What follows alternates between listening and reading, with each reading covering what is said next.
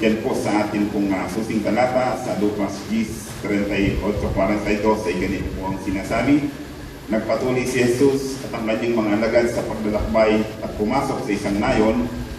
Malugod siyang tinanggap ng isang babaeng nagngangalang Marta sa tahanan nito. Ang babaeng ito ay may isang kapatid na Maria ang pangalan. Naupo ito sa paanan ng Panginoon at nakinig sa kanyang itinuturo. Alalang-alala si Marta sapagkat kulang ang kanyang katawan sa paghahanda. Kaya't lumapit siya kay Jesus at ang wika, Panginoon, sabihin nga po ninyo sa kapatid kong tulungan naman ako. Ngunit sinagot siya ng Panginoon, Marta, Marta, naliligalig ka sa maraming bagay, ngunit isa lang ang talagang kailangan.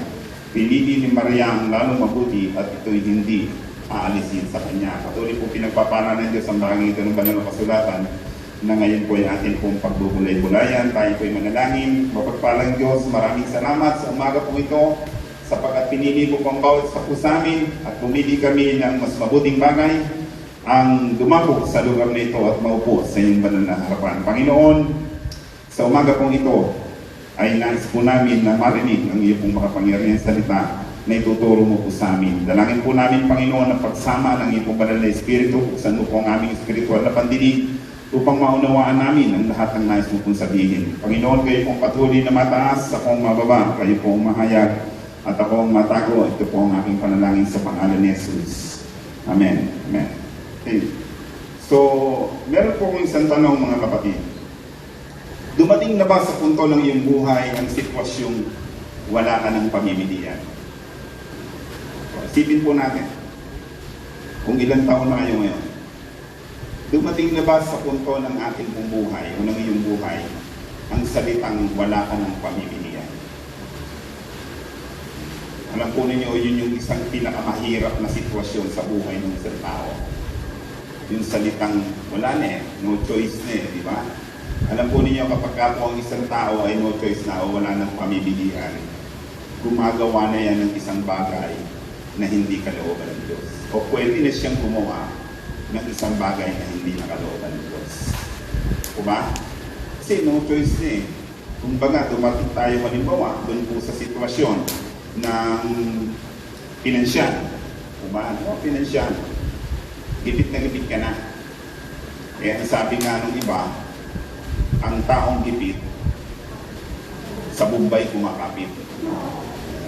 Parang gano'n Kung baga, wala na talaga no choice na. Kaya minsan kahit nga po dun sa isang bagay na ayaw na ayaw mo, dahil mapapalagay ka sa isang alanganing sitwasyon, pinipili mo pa rin kasi nga no choice na mo.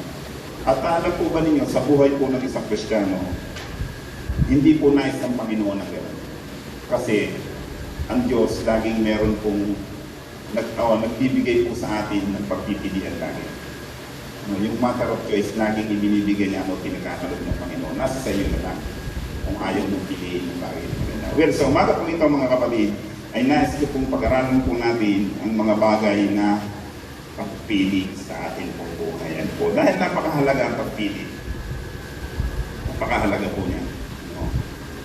Actually, sa buhay po natin, ay araw-araw tayo po'y gumagawa ng isang pagdidesisyon na pagpili sa ating pong buhay. Amen? I know, kaninang umaga, gumawa na kayo ng pagpili. Diba? Yung iba, bakit wala dito? Kasi pinili nilang pumunta dito. Bakit kayo narito? Kasi pinili nyo ang pumunta rito. Amen? Palakpakan natin ang Panginoon sa inyong buhay. Alam po ninyo, yun yung isang napakahalagang desisyon na pagka-araw ng Sabado o Linggo ay ano ang pipiliin natin. Matulog sa bahay o gumawa na kung ano ng bagay. Sa umaga, pagkagising pa lang natin, gumagawa na tayo ng pagpili. Halimbawa ay ano ang iuulam. Yung mga nanay, minsan nagtatanong yan sa asawa, ano bang iuulam natin? Diba? Pagpili yun, matter of choice pa rin yun, di ba? Karne ba o isda? Kung karne, baboy ba o manok o baka? Di ba? Ganun lagi Yung bang nasa bawat araw o bawat oras, tayo po yung pumipili. And sa ating pagsimba, kung tayo nagdesisyon o pumili na tayo sisimba, pupunta tayo sa ating closet. Di ba? Pipiliin natin ano bang damit ang isusuot ko. Kanina ng umaga, yung isinulan sa ni Mrs. sa kama, tatlong set. No? Isang kulay brown, isang kulay na katito, at saka po isang kulay na verde, no, yung green. Sabi ko sa kanya, ba't naman ang dami? Eh, piliin mo kung anong gusto mo dyan. So, ito po yung pinili ko. Okay po ba? Mamaya na. Mahalaga kasi yung pagpili di po ba? Mahalaga, sabi nga ng iba, pagka brown yung susuot mo, mukhang matanda yan. Pero siguro naman, medyo mukhang bata mo yan. Alam po ninyo mga kapatid, napakahalaga kasi ng pagpili sa buhay ng bawat isang tao. Lalo tigit sa buhay ng isang Kristiyano. Amen? Ang pagpili ng asawa, sa lahat po ng mga singles ngayon na narito, no? Napakahalaga ng pagpili ng asawa. Actually, ang Bible naman po ay hindi po silensyo sa pagpili ng asawa. Kaya sabi nga po niya, piliin yung mabuti. Piliin ang kapanampalataya o yun pong kapanganig. No? So, ibig kong sabihin, ang Bible po ay nagtuturo ng isang direksyon na tama para hindi tayo magkamali. Amen? Kaya kapag hindi po natin yung sinunod, siyempre, pumili din tayo. Piliin natin ang sumuway. Okay?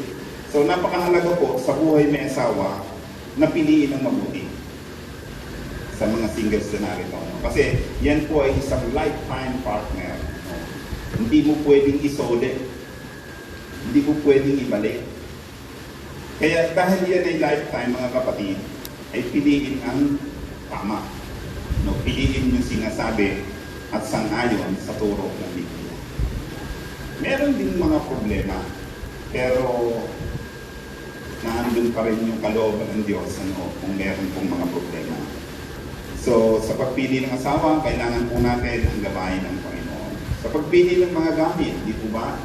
Alam po sa inyo po, sa bawat araw, tayo po'y pumipili ng mga kagamitan. Lalo tingin sa mga may business, di po ba? Siyempre, kung pipili ka rin naman, ay yun ang maayos at mapapakinabangan. Minsan tayo po, kung pipili tayo yung affordable, kung ano yung magaan sa bulsa. Yun ang pinili natin, pero alam natin na hindi magtatagal. Ano po? Sa pagpili ng negosyo, po ba? Mahalaga yun. Even the business partner, kailangan mo talagang suriin sino ba yung makakatuwang ko sa aking business. Napakahalaga. Di po ba? Sa atin pong mga kaibigan, na atin pong napasalamuhan. Siyempre, pumipili tayo. Pag nakilala natin, tinitingnan natin, ito ba'y mabuting kaibigan o masamang kaibigan? Ito bang kaibigan ito ay makakatulong sa akin o hindi? Napakahalaga po kasi ng pagpili. At sa mga nag-aaral, siyempre yung kurso. Napakahalaga, di po ba? Kaya yan po talaga ay ipinapanalangin. Yung aking nga po, laging sinasabi kay Essie, anak, ako, ikaw ay magdodoktor. Ayoko ng-doktor. Laging pagka pinag-usapan, sabi ko sa ano ba pinili mo? Wala pa. So, ako yung namimili. No? Kasi para bang sa akin, maganda kasi. No? Pero syempre, siya pa rin ang pipili nun. Sa pagpili ng trabaho, di po ba? Mahalaga kasi na gusto natin yung ating trabaho. Marami kasi mga trabahador ngayon, hindi gusto yung kanilang trabaho. Kaya sila'y nalulungkot. Hindi kaya nakapagtrabaho man, hindi nila gusto yung amo. At syempre, sa mga amo naman, minsan hindi nila gusto yung trabaho kaya pinapalitan, papalit-palit. Kasi mali yung pagkakapili. Syempre, even sa mga panahon ito ng COVID-19, tayong mga tao pumipili pa rin. Sino na po rin yung vaccinated? Tapos kung pamahan yung mga may vaksina, ayan, yung iba wala pa. Siguro namimili kayo. Amen? Namimili ko kayo. Ang unang pagpipilian is magpapabaksin ba ako o hindi. Diba? Yun ang una. Pangalawa, kung ako'y magpapabaksin, gusto ko J&J. Okay. Diba yung J&J? Johnson & Johnson. Kasi isang vaccine na. Yun namang isa, Astra ang gusto. Yung iba, Sputnik. Yung iba, kung ano-ano. Marami kasing klaseng vaccine yung lumalabas. At dito, para bang nakasalalay yung ganda ng ating kondisyon, ng ating katawan sa pagpili ng vaccine. Although minsan, hayag na hayag naman yung ating kaalaman tungkol sa pagpapavaksin. Parang gusto lang natin.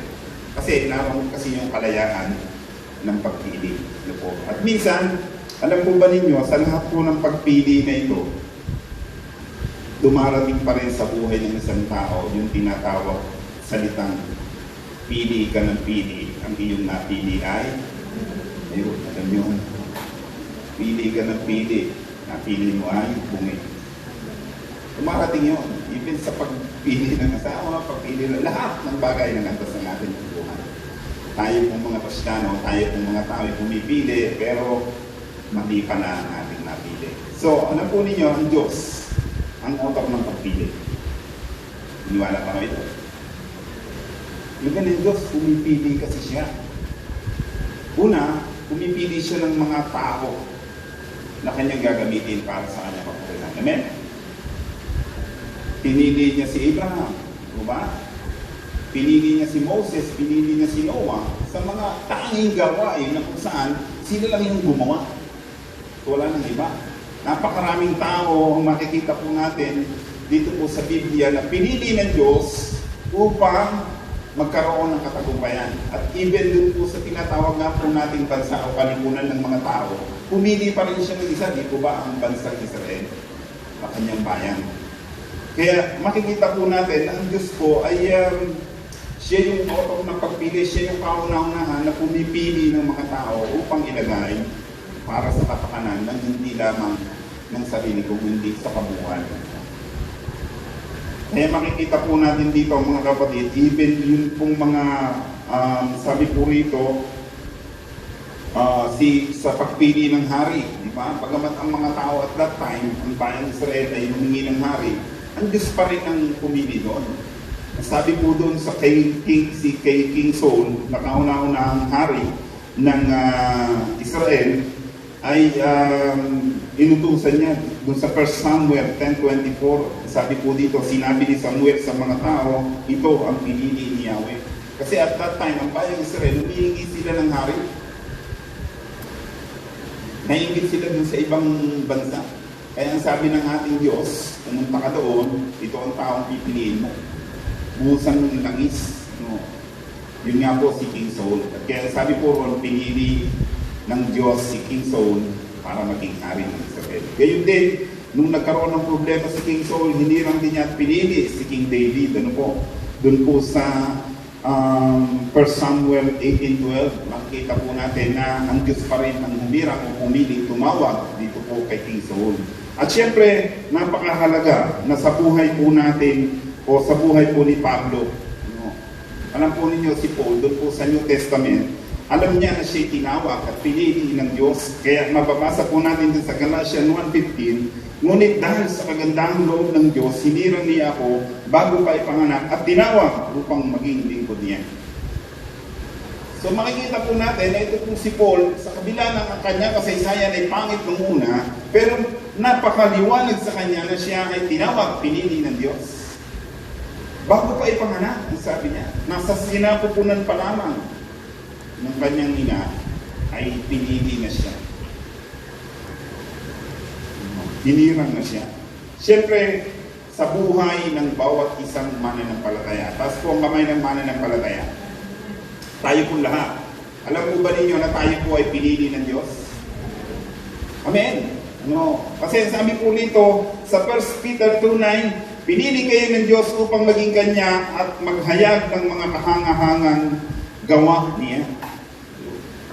Ang liwanag po noon, ang bawat isang mananampalataya ay tinawag, pinili. Sabi nga po sa Biblia mga kapatid, we are a chosen generation, a royal priesthood, a holy nation, a peculiar people. Ano po? Ibig kong sabihin, tayo yung mga taong kakaiba, inelect ng Diyos. Sa ibang salin, sabi po dyan, ibinoto ng Diyos, pinili, tinawag, hinirang. So, ang Diyos po talaga tumatawag at pumipili yan ng mga tao. Alam po ninyo, napakaswerte natin kasi bakit? Isa sa tayo sa mga tinawag ng Diyos. Amen? Palakpakan natin ang Panginoon. Alam po ninyo, napakalaki kasi ng pribilehyo niya. Para din yung yung mga barangay officials o di kaya yung mga officials sa bansa. Bakit ba sila nandiyan? Kasi elected. Yun ang ginamit na term dyan po sa ating po. Tayo po ay inelect ng Diyos. Ibinoto ng Diyos upang maging ganyan. Ang sabi ko ron, upang gumawa ng mga kahangahangang bagay. Yun kung tinatawag na peculiar people. Tingnan nyo katabi nyo. Mukha ba kakaiba yan? Diba? Yes, kakaiba. Kaya nga sabi po ng Biblia, mga kapatid, nagtataka nga sila kung bakit hindi na kayo sumasama sa kanilang magulong pamumuhay. Totoo naman, paglabas mo dyan sa ating kanyen, lalo po dyan sa amin po, 5 tsaka 6, talagang maguguluhan ka. Ba't ang isang kakaiba dito, mga kapatid, ay sabi po roon, even the Bible ay nagsasalita na, magtataka nga yung mga tao sa paligid, bakit hindi na kayo sumasama sa kanilang magulong na pamumuhay. Mahirap gawin yun, di ba? Kasi maganda dun eh. Pero dahilan sa tayo yung mga taong kakaiba, sa ibang term nga, narinig ko nga yung kay Bishop Levy nung araw, mga taong may pahit. Tingnan nyo nga katabi nyo kung may pahit yan.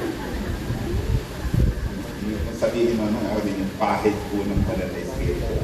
Hindi kasi sa atin lang, hindi pa lang natin yung term. Yung mga taong may pahit, may tawyo. Pero alam po ninyo mga kapatid, tayo po ay pinili ng Diyos. Hinirang niya upang maging ganyan. Okay.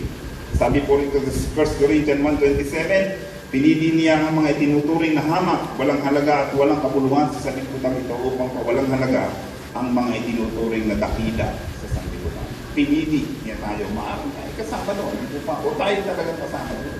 Na dati tayo naman talaga yung walang kwenta sa harapan ng Diyos. But now, tayo po ay anak na ng Diyos. Amen? Ayun yung isang magandang patatayuan natin. Pinili tayo upang maging anak niya. At dahil anak, tayo po ay tagapagmana ng kanyang kaharian. Okay. Alam po ninyo, maging ang ating Panginoong Hesus ay pumili ng mga alagad. 12 ang ninyong pinili. At sa pagpili ng niyang ganon, meron pa siya isang napili. Yun yung bungit. Si Judas Iscariot. Alam po ninyo, alam ng Diyos, alam ba ng Diyos na si Judas talaga yan? Alam niya ba na si Judas ang magkakanulo sa kanya? Yes, alam niya yun. Pero bakit yun ang pinili niya? Kasi alam po ninyo mga kapatid, pinili kasi ng Diyos, ng ating Panginoong Hesus, ang sumunod sa ating Ama. At ang isa sa pinakamahalagang pagpili na ginawa ng ating Panginoong Hesus, ito yung pinaka matinding pagpili na nangyari sa kasaysayan ng mundo at ng mga bansa. Ay ang pagpili ginawa ng ating Panginoong Hesus. Anong pagpili yun? Pinili niya ang mamatay sa krus ng Kalbaryo. Diba? Pwede namang hindi kasi siya mamatay. Kasi sabi niya dyan sa Mateo, maaari ako humingi ng 12 batalyon ng mga anghel para iligtas ako. Pero hindi niya ginawa kasi bakit? Pinili niya ang mamatay sa krus ng Kalbaryo para sa iyo at sa akin at sa darating pang mga henerasyon. Amen? Palakpakan natin ang Panginoon. Alam po niyo, yan yung pinakamatinding pagpili na ginawa ng ating Panginoong Hesus. Kasi ang sabi puro na bagamat siya Diyos, hindi siya pumilit makapanta ng Diyos. Pwede siyang tumakas, pwede siyang umalis sa sitwasyon. Pero ang sabi puro, pinili niya sumunod sa Ama. Ito po yung dahilan kung bakit napili niya si Judas. Na alam niya ipagkakanulo siya para mapulpil, para mapunuan yun yung kalooban ng Diyos. Alam po ninyo, si Judas Iscariote, pwede ba siyang maligtas? Pwede sana, di ba? Kung siya ay nagsisi, di ba? Pero alam po ninyo, sabi po rito sa Marcos 14, 11, si Judas Iscariote, isa sa 12 ay pumunta sa mga punong saserdote upang ipagkanulo si Jesus. Natuwa sila nang marinig ang gayon at nangakong bibigyan siya ng salapi. Mula nooy humanap na si Judas ng pagkakataon upang ipagkanulo si Jesus.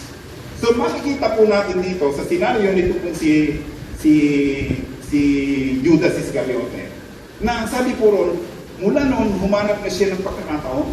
Ibig po sabihin, yun pong kanyang pangungupit kasi siya treasurer ng 12. Yung kanyang pangungupit doon po sa kaban ng samahan o ng grupo, yung kanyang panghihinayang doon po sa pabango na ibinuhos sa ating Panginoon Jesus ay nagbunga ng mga maling bagay sapagkat iyon ang pinipili niya.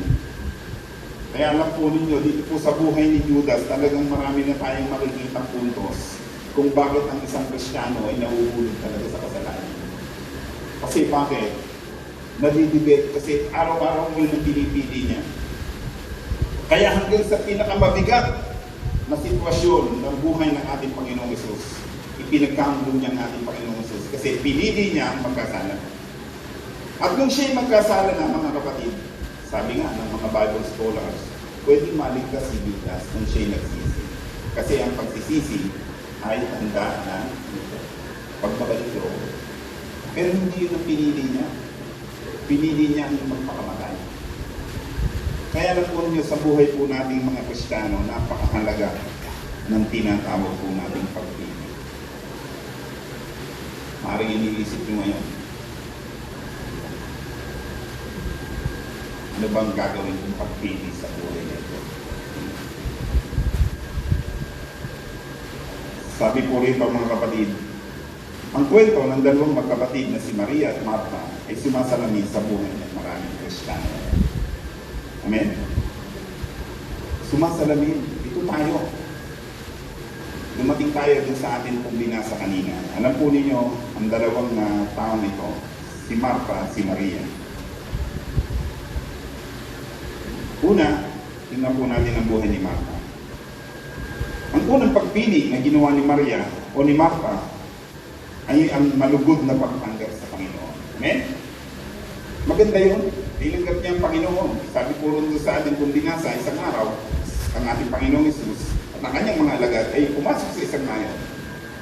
At nung sila'y nandun na, pumasok sila at pumunta sa isang bahay. Siyempre, pumili ng bahay ang ating Panginoong Jesus. Napili niya ang magkapatid na Martha, Maria at Lazaro. Kung tatlo na magkakapatid. At sabi po rito mga kapatid, pinili nitong si Martha ang mas mabuti. Ano yun? Tinanggap ang Panginoon. Mabuting bagay ba natanggapin ng Panginoon? Amen. Yun din ang pinili natin, di ba? Tinanggap natin ang Panginoon kasi minsan isang araw, pumatok siya sa pintuan ng ating mga puso. Amen? Kaya pinili natin siya. Therefore, nung siya po nakapasok na sa bahay ni Martha, sa bahay ng katulad ko, siyempre, ano ang unang gagawin? Kung ikaw ay isang taong tumanggap ng bisita, ano ang gagawin mo? Siyempre, maghahanda ka, di ba? Bilang pag-istima, doon nga po sa dumating na bisita. At alam po ninyo, maaari sa kasaysayan ni Martha, ito na yung pinaka-the best na taong pumasok sa loob ng bahay niya. Pinaka-importante sa kanyang baka, sa kanyang buhay, at maaaring noon lang niya na-experience na siya'y danawin ng isang buo, ng isang tao na kinikilala ng lipunan ng panahon. Kaya siyempre, ang gagawin yung paghahanda, hindi naman maaaring hindi nagpasabi yung ating Panginoong Jesus na Martha, pupunta ko sa inyo. Maaaring surprise visit yun. Di ba? Parang yung nangyari sa ating pong buhay, na biglang dumating ang Panginoon sa ating pong buhay, tinanggap natin, humahagulgul tayo. Panginoon, salamat po. Tinatas natin ang ating mga kamay. Naglulupasin tayo, umiiyak tayo sa pagtanggap sa ating Panginoon Jesus. Pero alam po ninyo sa buhay po nito si Martha, mayroong mga pangyayari naging problema din. Kasi unang-una, ang pagtanggap ng bisita, hindi ganun madali. Naalala ko ba yung Philippines, pagka po kami mag-meeting, ngayong pandemic, siyempre, limited lamang po yung lugar namin pwedeng pagmitingan. Siyempre, nagtatanong si Bishop, o baka meron gustong mag-host sa inyo ng meeting. Siyempre, lahat nag-iisip. Unang-una, yung venue. Ako, gusto ko sa amin problema ko venue.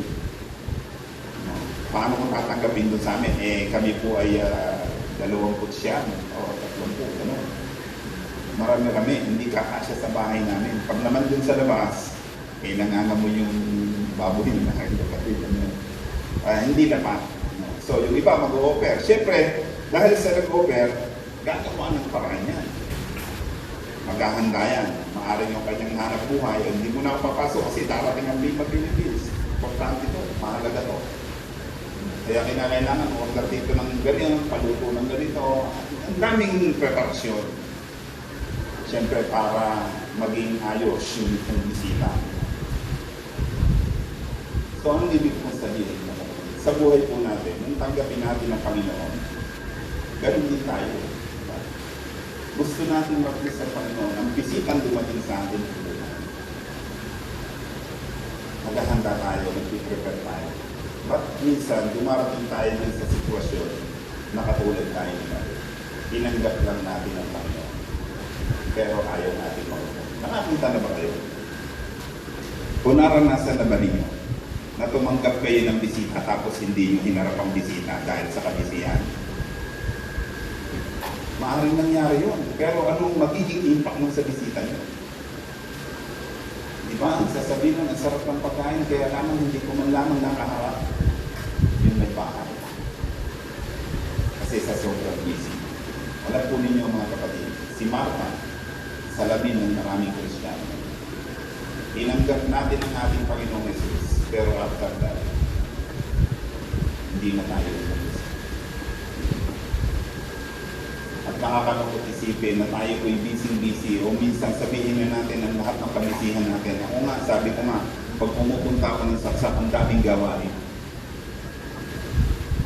Magtatanim ka ng halaman, magpapati ka ng lupa, magsisimento ka, kung ano-anong mga gawain. At minsan tinatanong ko sa akin sarili, Panginoon, ito ba yung kalooban niya?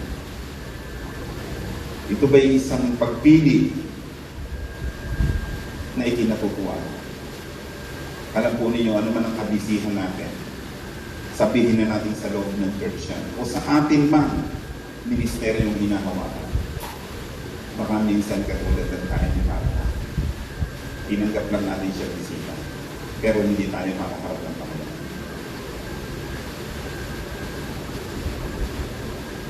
Marami tayong ginagawa sa loob ng church. Marami din tayong ginagawa sa labas, sa ating pong mga negosyo. Baka tayo pa ng abala sa maraming malalaman. Sabi po rito mga kapatid, minsan pinangangatwiranan tayo ng abala sa gawain ng Panginoon at nalilimutan natin na maupo sa kanyang bahay. Totoo naman, ako nga, sa buhay ko minsan nakakalimutan ko na yung manalangin. Sa isang araw. Anong ibig sabihin? Kasi pag-gising pa lamang sa umaga, ito na yung mga tauhan mo, ayusin mo na sila, tapos puno-puno ka ng problema, bibili ng patatas, yung mga ganito. Nakaka-stress, mga kapatid, ang buhay. Kasi bakit? Maaaring iyan ay nasa pagpili natin. Kasi pinili natin ang magkaganyan tayo. Kasi ang Panginoon lagi naman nag-o-offer yan ng magandang bagay. Amen? Diba? Patulad tayo ni Maria, nababalisa at abala sa maraming mga bagay. Kaya sabi ng ating Panginoong Jesus sa verse 41, Maria, Maria, Marta, Marta, naliligalig ka at abala sa maraming mga bagay. Mga kapatid, sa umaga nito, yun din ang sinasabi ng Panginoon sa atin. Kapatid, nababalisa ka at abala sa maraming mga bagay. So punta po tayo kay Maria. Verse 39b. Ang sabi po rito, naupo ito sa paanan ng Panginoon at nakinig sa kanyang itinuturo. Okay. Alam po ninyo, nung tanggapin ni Martha ang ating Panginoon Jesus sa kanyang mga agad. Siyempre, parehas na rin yun kay Maria. Tinanggap niya. Diba? Nalulugod si Martha, nalulugod din si Maria. Pinapasok ni Martha ang Panginoon, pinapasok din ni Maria ang Panginoon. Ba't magkaiba yung kanilang ginawa? Diba? Si Martha, balang-abala, si Maria naman, sabi po rito mga kapatid, naupo ito sa paanan ng Panginoon at nakinig sa kanyang itinuturo. Sabi po rito, ang unang pagpili na ginawa ni Maria ay naging katuwaan ng Panginoon. Okay. Katuwaan pa naman sa kanya. Minsan tayo po mga Kristiyano, sinasabi natin, paano ba matutuwa ang Panginoon sa akin? Ano ba yung dapat kong gawin? Siya ba ay kinakailangan ko ba na magpunta sa bundok? Kinakailangan ko ba tumugtog ng mga instrumento? Kinakailangan ko bang mag-song leader? Kinakailangan ko bang mag-preach para matuwa sa akin ang Panginoon? Pero sangayon po dito sa ating binasa, Panginoon, ang mga kapatid, para magalak ang ating Panginoon, umupo tayo sa kanyang harapan at makinig sa kanyang mga tinuturo. Amen? Pag sinabing makinig, mga kapatid, yan po yung automatic na ang taong nakikinig, nagsasagawa. Amen? Dalawa lang naman yan. Pagka hindi ka nakinig, siyempre, hindi mo isasagawa yan. Wala kasing kapakinggan. Okay, pero sabi po rito mga kapatid, si Maria ay naging katuwa ng Panginoon. Sa pamantayan natin mga tao, kapag tayo ay bumibisita sa isang tao o lugar, ay kasama doon ng pagkukonsidera ng anong ang iaahain o ano ang ganda ng lugar. Di ba? Alam po ninyo, tayo po mga tao, siyempre, pagka tayo bibisita sa isang tao, ang una natin tinatanong o sa isang lugar, ano bang meron doon? Ano ba niya ang ipapakain sa atin ni gano'n? O sa isang lugar, ano ang maganda doon sa lugar na yan? Tinitingnan natin yung mga gano'n bagay. Pero alam po ninyo, ang ating Panginoong Jesus, hindi siya nakatingin sa kung ano ang ihahain sa kanya. Hindi siya nakatingin sa kung ano ang ipapakain sa kanya ni Martha at ni Maria. Hindi tinitingnan ng ating Panginoong Jesus ang ganda ng bahay. Ang isang ikinatuwa ng Panginoon, merong naupo sa kanya at nakinig na kanyang mga tinuturo. Amen? Ang pinakagusto ng isang Kristiyano ay kung paano matutuwa ang Panginoon sa ating mga ginagawa. Therefore, kailangan po natin maupo sa kanya. Sa kabila ng maraming kaabalahan at kaguluhan ang malayang pagpili ay hindi inalis ng Panginoon sa buhay ng bawat tao. Amen? Sa ganitong sitwasyon, sa lahat ng sitwasyon ng ating pong buhay, mga kapatid, laging meron tayong pamimilian. At minsan, yung nangyayaring kaguluhan, kamipitan sa ating pong kapaligiran, o mismo sa buhay natin, yan ay dahilan sa ginawa nating pagpili. Kaya mga kapatid, alam po ninyo, sa pagtatapos ng mensahe, napakahalaga sa bawat araw, pinipili natin ang paanan ng Panginoon. Amen? Kasi tayo pong lahat ay napapagal. Stress na ba kayo? Na-stress tayo, lalo tingin sa ganitong sitwasyon. Pero laging meron sinasabi ang Panginoon. Sabi niya rito, may choice. Ang unang choice, Matthew 11:29. Lumapit kayo sa akin, kayong lahat na napapagal at nabibigatan sa inyong pasanin at kayong pagpapahingain ko. Pasanin ninyo ang aking pamatok at mag-aral kayo sa akin, ako'y maamo at mababang loob at makasusumpong kayo ng kapahingahan sa inyong kaluluwa. Merong pagpili dyan, mga kapatid. Sabi po dyan, lumapit kayo sa akin. Therefore, lalapit ba tayo sa kanya o hindi? Pangalawa, mag-aral kayo sa akin, mag-aaral ba tayo sa kanya o hindi? Kaya kapag po tayo namumuhay o nakikipamuhay sa mundo ito, mga kapatid, piliin na natin yung lumapit at mag-aral sa kanya. Minsan ang paraan natin upang mawala ang pagkabalisa at pagkamala ay sa maraming makabagay. Diba?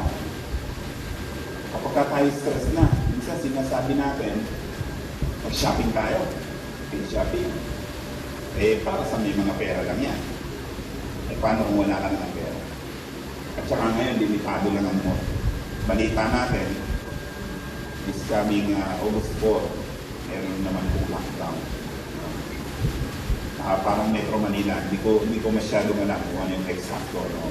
Pero isa lang yung pwedeng mangyari. Maaaring bumalik tayo sa sitwasyon nung una na talagang napakahigit. Actually, mahigit pa rin naman yan. Kung ang ganyan kung bakit kinakailangan ay sumunod sa mga protocols.